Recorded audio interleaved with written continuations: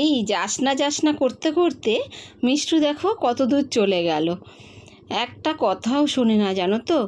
আর দেখো সামনেই রাস্তা, আর কোথায় পড়ে যাবে লেগে যাবে কোনো কথাই শোনে না। নমস্কার, মিষ্টু ব্লগে সবাইকে স্বাগত। আজ বৃহস্পতিবার, এখন জানো তো দুপুর অনেকটা সময় হয়ে গেছে, প্রায় 12:30 বাজছে। আমারও প্রায় রান্নাবান্না হয়ে এসছে, আর কিছুটা হবে। তা দেখো আজকের ওয়েদারটা কীরকম, মেঘ ওয়েদার, একদম মেঘ ওয়েদার, বেশ ভালো লাগছে জানো তো। কখনো কখনো না হালকা হালকা রোদ উঠছে, আবার কখনো কখনো মেঘ করছে। এই দেখো বেশ সুন্দর লাগছে ওয়েদারটা, আকাশে মেঘের আনাগোনা। যাই হোক, বিকেলের দিকে আবার ঝড় বৃষ্টি হয় কিনা বলতে পারছি না। তাই আজকের ব্লগটা এখান থেকেই শুরু করলাম। প্লিজ তোমরা সবাই দেখো ব্লগটা কেমন লাগলো জানিও। আর এখন দেখো আমি বরকে খেতে দিয়ে দিয়েছি, ও খাচ্ছে। ও এই খাওয়া আরম্ভ হয়ে অনেকক্ষণ করে দিয়েছে, সে মানে শেষের দিকে আর কি। তা যাই হোক, আমার একটু ভিডিওটা করতে দেরি হয়ে গেল। এদিকে মিষ্টুও খায়নি ঠিকঠাক মতন, আর এদিকে আমি চিকেন রান্না করেছি।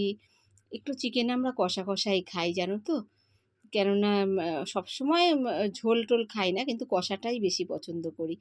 আর আমার মিষ্টুর জন্য এই যে সব রকমের সবজি দিয়ে ডাল দিয়ে একটা তরকারি করেছি, ঝোলা ঝোলা সবজি ডালই বলতে পারো। যাই হোক, মিষ্টি তো পেট ভরে খেলোই না, ও তো ঘুমিয়ে পড়েছে। আর এইটা হচ্ছে আমাদের ডাল, মুসুরির ডাল করেছি পাতলা করে, 5 ফোড়ন সম্বার দিয়ে। অনেকে জানো তো এই 5 ফোড়ন সম্বার দিয়ে ডালটা না খেতে চায় না, কিন্তু আমাদের খুব ভালো লাগে একটু লেবু দিয়ে খেতে। আর এখানে তো 5 মিশালি একটা সবজি রান্না করেছি, একটু সর্ষে ছিল ঘরে বাটা তাই দিয়ে। যেহেতু ওর মধ্যে জানো তো একটু বটবটি দেওয়া হয়েছে, তাই আমার বর দেখো বটবটিগুলোকে খায়নি, ওই তরকারিটাই পাশেই রেখে দিয়েছে, বেছে বেছে খেয়েছে। আর চিকেন বলে না ও খুব একটা ভালো পছন্দ করে না ভাত খেতে, একটু খাসির মাংস খেতে চায়, কিন্তু সব সময় খাসির মাংস কোথায় পাওয়া যাবে বলো তো, আর খাওয়াটাও ঠিক নয়। যাই হোক, তা ও রুটি দিয়ে এই চিকেনটা খেতে খুব পছন্দ করে। রাত্রেবেলায় ও রুটি দিয়ে খাবে, খুব ভালো খাবে, কিন্তু ভাতের সঙ্গে খুব একটা খায় না। তবে খায় মোটামুটি, তবে খুব একটা ভালো যে খায় সেটা খায় না। চিকেনটার থেকে মটনটাই বেশি পছন্দ করে। আর আমার বর একটু রাগও আছে জানো তো, রাগ হয়েছে, যার জন্য মুখ তুলে ইয়ে করছে না, একটুও হাসছে না। এই আসলে আমাদের আজকে একটু ঘর রং করার ব্যাপার ছিল, ঘরটার দেয়ালটা না কেমন হয়ে আছে গো জানো তো। আর ঘরের দেয়াল যদি এরকম হয়ে থাকে তাহলে কীরকম লাগে না, চুন ভেজানো আছে, ওই ভিজিয়েছিল। তা আমি ওকে বলেছি কি, তুমি খেয়ে নাও, দেরি হয়ে যাচ্ছে, তারপরে না হয় রং করবে। সেই জন্য ওর রাগ হয়ে গেছে, আমি খেলে আমি কাজ করতে পারবো না। আচ্ছা বলো তো, বেলা হয়ে যাচ্ছে, না খেলে হয়? না খেলে তো শরীর খারাপ করে যাবে, তাহলে তার থেকে খেয়ে নাও, যতটুকু হবে যা ততটুকু করা যাবে। তারপরে মেয়েটা ঘুমোচ্ছে, ওকেও তো ধরতে হবে, ও উঠে যাবে। হ্যাঁ, আমি করব যতটা পারি, তারপরে তুমি করবে হাতে হাতে। তাই বলেছি খেতে, তাই জন্য ওর এত মানে রাগ। হ্যাঁ, ও খাওয়া আগে কাজ করবে, তারপরে খাওয়া। তা খেতে দেরি হয়ে গেলে তো শরীরটা খারাপ লাগবে, ওই জন্যই ওকে বলেছিলাম। এদিকে আমি গ্যাসের এই ওভেনটা এগুলো সব মুছে নিয়েছি, বেসিনটা।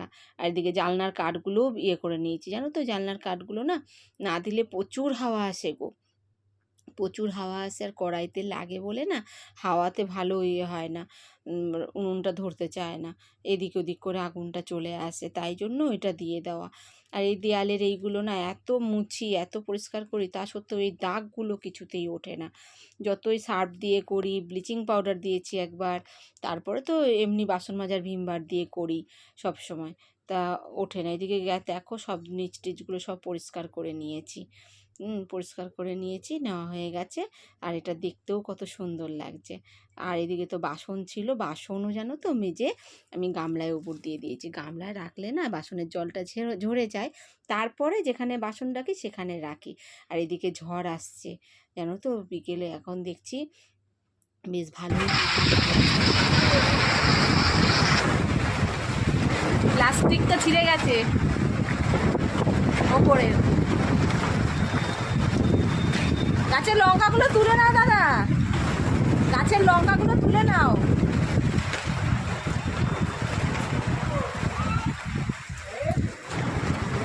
এই তুলসী গাছটা এখানে রাখা হয়েছে, তুলসী গাছটা উপর থেকে পড়ে গেছে, প্রচুর জোর ঝড় হচ্ছে। এই দেখো, আর আমার রঙের বালতি দেখো, রঙের মধ্যে রং পড়েই রয়েছে। এই যে গোলা ভেবেছিলাম দেখো, এই দেখো রঙের মধ্যেই পড়ে রয়েছে। এই ঝড় না হয়ে যদি বৃষ্টি হয় শুধু, তাহলে সব থেকে বেশি ভালো হয়। কেন বলো তো, ঝড় হলে না অনেক মানুষের অনেক ক্ষতি হয়ে যায়। রাস্তাঘাটে কাজের সূত্রে কত মানুষ বাইরে থাকে, আর বিশেষ করে এই সময়টা, এই ঠিক সন্ধ্যের পরে পরে বলো কত মানুষ বাইরেতে ঢুকবার জন্য করে। ঝড় হলে খুবই অসুবিধা, ইলেকট্রিকের তার পড়ে থাকে, গাছ পড়ে থাকে, মানুষের ক্ষতি হওয়ার সম্ভাবনাটা বেশি থাকে। ওয়েদারটা ঠান্ডা হয়ে যায়, সবই ঠিক আছে, কিন্তু এই জিনিসগুলোর জন্য প্রচুর ভয় লাগে। ওই জন্য ঝড়ের থেকে শুধু যদি বৃষ্টি হয় খুব ভালো লাগে। এইদিকে দেখো আমার তুলসী গাছটা নিচে পড়ে গিয়েছিল, এটাকে উঠিয়ে রেখেছি। আর এই আমার রঙের বালতি। রঙটার কথাটা জিজ্ঞাসা করলাম যে রঙটা কি নষ্ট হয়ে যাবে, তা বললো যে না, নষ্ট হবে না, রেখে দাও, ওটা পরে করা যাবে। আমি বললাম ঠিক আছে। সব লোকজন যাচ্ছে রাস্তা দিয়ে, আমাদের সামনে মেন রাস্তা, বৃষ্টি পড়ছে।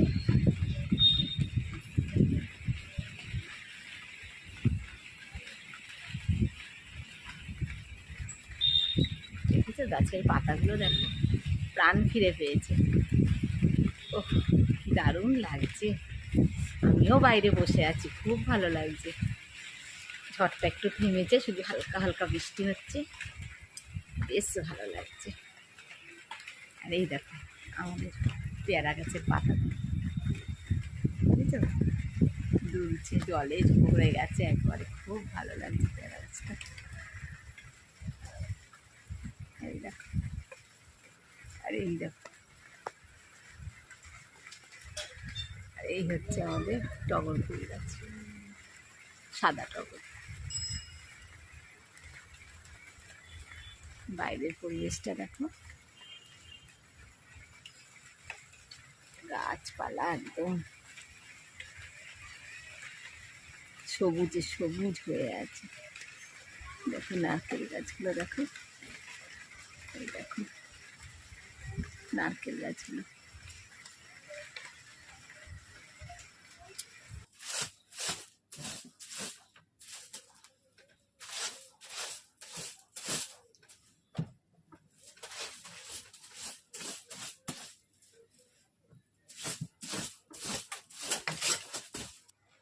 দেখো বন্ধুরা, বিছানাটা এখন আপাতত পরিষ্কার করে নিয়েছি, এখন 9টা বেজে গেছে। এই দেখো ঘড়িতে, একবারে বিছানা করে নিই। আজকে আর দেয়াল পরিষ্কার করা হলো না, দেয়ালে আর চুন লাগানো হলো না, চুন ভিজানো আছে। এই দেখো দেয়ালের কি অবস্থা, দেখেছো? এই দেখো দেয়ালটা পুরো খাওয়া হয়ে গেছে, মানে চুন লাগিয়েছিলাম, কিন্তু চুনগুলো ঝরে ঝরে পড়ছে। আর তার মধ্যে এই যে সিমেন্ট লাগিয়েছিলাম, কালো সিমেন্ট লাগিয়েছিলাম, কালো সিমেন্ট লাগানোতে আরও বেশি বাজে লাগছে, কেননা তখন এমন মানে ঝরে ঝরে পড়ছিল। হোয়াইট কালারের সিমেন্ট যে আনতে যাব বাজারে, সেই সময়টুকুও ধৈর্য লাগলো না, ঘরে ছিল কালো সিমেন্ট, তাড়াতাড়ি করে দিয়ে দিলাম। আর এই দেখো পুরো খাওয়া খাওয়া হয়ে গেছে, এই দেখো পুরো দেয়াল খাওয়া খাওয়া হয়ে গেছে। এইদিকেও তাই, ওই জন্য দেখতে এত বাজে লাগছে যে বলার মতন না। এই দেখো, এই দেখো, দেখেছো? এই দেখো, আবার এই দিকেও তাই, এই দিকেও তাই, দেখো। যার জন্য ভেবেছিলাম যে আজকে যে একটু চুন রং করে নেবো, তা যাই হোক, এতটাই মানে পরিস্থিতিটা খারাপ হয়ে গেল। কি কারণে খারাপ হলো আসলে, এক তো মানে বেলা হয়ে গেছে, আর 2 নম্বর শরীরটা এত খারাপ করে গেল যে আমি আর সাহস পেলাম না, হ্যাঁ, যে এটা করতে। যাই হোক, যদি এটা মিস্ত্রি দিয়ে করানো যেত তাহলে আজকেই হয়ে যেত কাজটা। আর আমার চুন ভেজানোই রয়েছে, বালতিতে আঠা দিয়ে চুন দিয়ে ভেজানোই রয়েছে, মিষ্টুর বাবা ভিজিয়ে রেখেছে, কিন্তু আমি কাজটা করতে পারলাম না। যাই হোক, মনটা খারাপ লাগছে। এবারে মিষ্টুর বাবা কালকেও জানো তো বাড়ি থাকবে না, কেননা ও অফিস যাবে। আর মিষ্টু ঘুমের থেকে উঠবেই বেলা করে, তাহলে এরপরে ঘুমের থেকে ওঠার পরে আবার ওর কাজ আছে, আর তারপরেই ওর বাবা বেরিয়ে যাবে। তাহলে আমি কি করে করবো? এবার আবার যখন দুপুরবেলায় মিষ্টু ঘুমোবে, তারপরে সময় করে তখন হয়তো করতে পারি, ওকে হয়তো মামির ঘরে রেখে এসে করতে পারি। ও আজকে দুপুরবেলা ভেবেছিলাম মামির ঘরে শোয়াবো, কিছুতেই যে সেখানে শুলো না। আর তারপরে আমারও শরীরটা খারাপ লাগলো, যার কারণে আমি আর করতে পারলাম না, কাজটা আমার পড়েই থাকলো। সবই হলো, কাচা ধোয়া করেছি, সবই করেছি, কিন্তু এই যে মেন কাজ করব আজকে ঘরের কাজ, সেইটা হলো না। আর ঘরের এই দেখো, ওপর থেকে এই দেখো ছাদের এই ফ্যানের চারপাশ দিয়ে না ফেটে ফেটে আছে। এগুলো যখন আমরা রিপেয়ারিং করেছিলাম তখনও আবার এই রকমই ছিল, কিন্তু আবার দেখো এরকম ফাটল ধরেছে। যাই হোক, এটাকে মিস্ত্রি ছাড়া পারবো না, এটা আমার দ্বারা হবে না, বা আমার বরের দ্বারাও হবে না। হ্যাঁ, তা এখনই মিস্ত্রি ডাকছি না, কিছুদিন যাক, আগে এই কাজটা করে নিই। হ্যাঁ, ওটাও একটা ভয়ের ব্যাপার আছে। হ্যাঁ, তা মিস্ত্রি ডেকেছিলাম, মিস্ত্রি বললো কয়েকদিন বাদে আসবো, এটা অসুবিধা হবে না। ঠিক আছে, দেখা যাক। তা যাই হোক, সাবধানে থাকবো। আর এই হচ্ছে ব্যাপার, ঘরের পরিস্থিতি এরকম আছে। তা আপাতত তা এইটাকে আগে ঠিক করতে হবে, নাহলে মন মেজাজও ভালো লাগছে না। এই দেখো কীরকম দেখাচ্ছে দেয়ালটা, খুব বাজে অবস্থায় ভাবে দেখাচ্ছে।